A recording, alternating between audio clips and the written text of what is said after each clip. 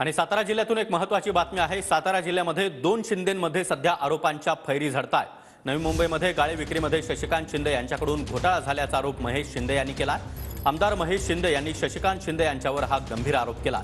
तर महेश शिंदे यांच्या आरोपामध्ये तथ्य आढळल्यास उमेदवारी अर्ज भरणार नाही। महेश शिंदेंनी केलेल्या आरोपांना शशिकांत शिंदे यांनी देखील प्रत्युत्तर दिलं।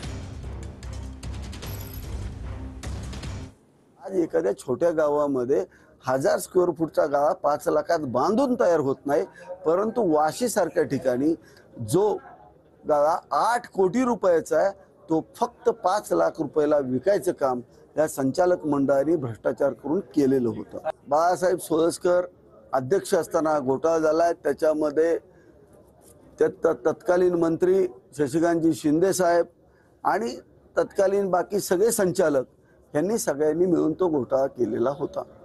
उमेदवारी अर्ज दाखल करताना जे 3-4 दिवसांमध्ये वातावरण पाहिल्यानंतर या वातावरणामध्ये फार मोठ्या प्रमाणामध्ये सामान्य लोकांचा आणि सर्व जनतेचा सपोर्ट आणि पाठिंबा मिळतो।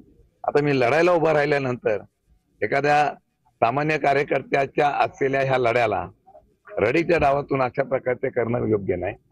मी आज पत्रकारांना सांगतो, आपण सगळेजण माझ्यावर या किंवा मी तुम्हाला पुरावे देतो, स्वतः जाऊन मार्केटमध्ये चौकशी करा आणि या चौकशीमध्ये जर तथ्य आढळलं तर मी फॉर्म सुद्धा भरणार।